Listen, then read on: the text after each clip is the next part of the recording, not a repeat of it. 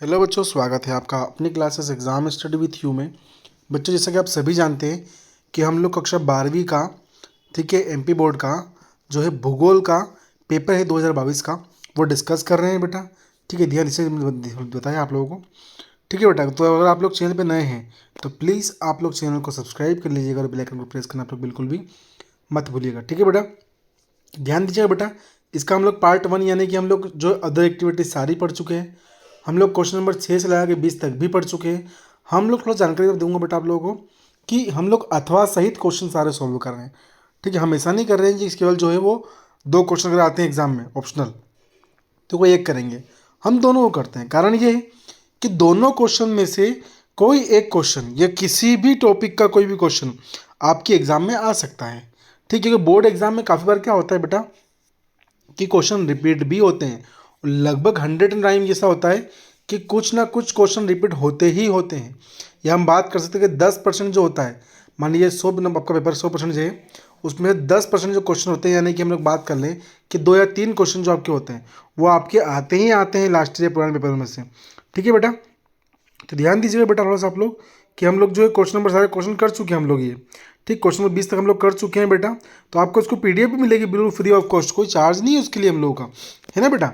अगर आप लोग नए हैं तो बिल्कुल टेलीग्राम जो ग्रुप है हम लोग का है, ज्वाइन कीजिए। अगर आपको लिंक नहीं मिल पाती है तो आप exam study with you search करेंगे।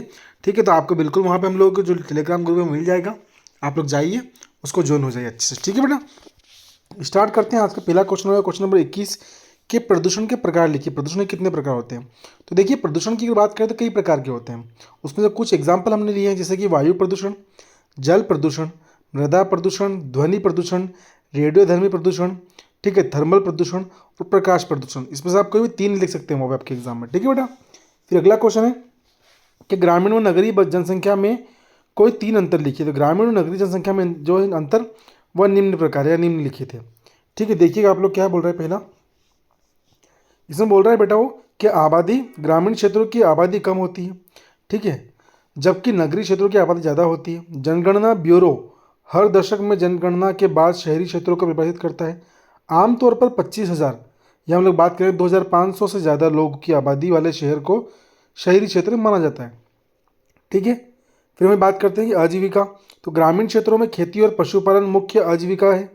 ठीक है, मतलब जो है लोग प्राथमिक कार्य में लगे होते हैं, जबकि नगरीय क्षेत्रों में व्यापार और उत्पादन होता है। ठीक है, हम लोग बात करते हैं तो बड़े बड़े जो है हम लोग देखते हैं कि जो अधिकांश लोग जो शहरों में निवास करते हैं वो किसी न किसी कार्य में संलग्न होते हैं। ठीक है, वहीं अगर क्वेश्चन नंबर 23 देखते हैं हम लोग, तो देश के आर्थिक विकास को जनसंख्या वृद्धि किस तरह प्रभावित करती है? तो देश के आर्थिक विकास पर जनसंख्या वृद्धि का असर कई तरह से पड़ता है। पहला क्या है? संसाधनों पर दबाव। बढ़ती आबादी के कारण प्राकृतिक संसाधनों का अंधाधुंध दोहन हो रहा है, जिससे पर्यावरण को नुकसान पहुंचता है। मतलब कहीं ना कहीं अगर मनुष्य अपनी आवश्यकताओं को बढ़ा रहा है, ठीक है, या हम बोल सकते हैं कि औद्योगिकरण कर रहा है, तो वहाँ पर्यावरण को कुछ मात्रा में नुकसान होगा ना। ठीक है, वहीं सेकंड पॉइंट क्या बोल रहा है बेटा कि बुनियादी सुविधाओं पर दबाव। बढ़ती आबादी के कारण बुनियादी सुविधाओं पर दबाव बढ़ता है, जैसे आवास, भोजन, पानी, शिक्षा, स्वास्थ्य और सार्वजनिक परिवहन। ठीक है, तीसरा पॉइंट बोल रहा है कि गरीबी और असमानता। बढ़ती आबादी के कारण गरीबी और असमानता बढ़ती है, फैलती है मतलब कि। ठीक है बेटा, ध्यान दीजिएगा आप लोग, क्या होती है? फैलती है ना बेटा। वहीं अगर हम बढ़ते हैं, अगर हम क्वेश्चन नंबर 24 की ओर, तो ध्यान दीजिएगा क्वेश्चन नंबर 24 क्या बोल रहा है बेटा आपका? क्वेश्चन नंबर 24 बोल रहा है बेटा हम लोगों का कि विनिर्माण उद्योग की 3 विशेषताएं लिखिए। विनिर्माण उद्योग की 3 विशेषताएं निम्नलिखित है। पहला क्या है कि आधुनिक विनिर्माण में प्रौद्योगिकी नवाचार का इस्तेमाल होता था। दूसरा क्या है? विनिर्माण में स्वचालन का इस्तेमाल होता था। तीसरा है कि असतत विनिर्माण से अलग अलग उत्पादों या तैयार असेंबली का उत्पादन होता है। ठीक है, वहीं अगर हम बात करते हैं तो क्वेश्चन नंबर 25 की बात करते हैं हम लोग कि अंतर्राष्ट्रीय व्यापार के कोई 3 आधार लिखिए। तो अंतर्राष्ट्रीय व्यापार के 3 आधार हैं। कौन सा है? पहला कि वस्तुओं और सेवाओं की कीमतों में अंतर। वस्तुओं और सेवाओं की कीमतों में अंतर होने की वजह से ही व्यापार से लाभ होता है। सही बात है भैया। दूसरा है पूर्ति और मांग में अंतर। पूर्ति और मांग में अंतर होने की वजह से ही वस्तुओं और सेवाओं की कीमतों में अंतर आता है। सही बात है। ठीक है, वहीं अगर हम लोग थर्ड पॉइंट की बात करते हैं तो क्या बोला थर्ड पॉइंट के साधन संपन्नता और उत्पादन क्षमता में अंतर। क्या है? प्रतिपक्ष राष्ट्रों के बीच साधन संपन्नता और उत्पादन दक्षता में अंतर होता है। ठीक है बेटा, हम बात करते हैं क्वेश्चन नंबर 26 की। क्या बोल रहा है क्वेश्चन नंबर 26 बेटा हम लोगों का कि स्वच्छ भारत मिशन की कोई 3 उद्देश्य लिखिए। तो पहला क्या है बेटा कि खुले में शौच करने वाले लोगों की जनसंख्या को कम करना। दूसरा है स्वच्छता और जन स्वास्थ्य के बारे में जागरूकता। तीसरा बोल रहा है कि नागरिकों की सहभागिता से अधिक पेड़ लगाना। ठीक है, वहीं अगर हम बात करते हैं क्वेश्चन नंबर 27 की, तो क्या बोल रहा है कि प्रवास से कोई 3 परिणाम लिखिए। तो प्रवास से कुछ परिणाम ये है हमारे सामने, कि जनसांख्यिकी परिणाम। ठीक है, प्रवास के कारण जनसंख्या का पुनर्वितरण होता है, नगरों की आबादी बढ़ती है और गाँवों की आबादी कम होती है। ठीक है, ग्रामीण इलाकों में योग्य और कुशल लोग की कमी हो जाती है। ठीक, किस कारण से? प्रवास के कारण से। ठीक है, आर्थिक परिणाम क्या बोल रहा है कि प्रवास के कारण आर्थिक प्रभाव पड़ता है, प्रवासी लोगों की आर्थिक स्थिति में सुधार होता है, प्रवासी जो धन भेजते हैं उससे उनके परिवार की आर्थिक स्थिति सुधरती है।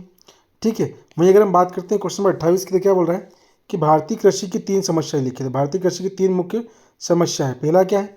अनियमित मानसून। भारत में कृषि मानसून पर निर्भर है, जिससे साल दर साल उत्पादन में उतार चढ़ाव होता रहता है।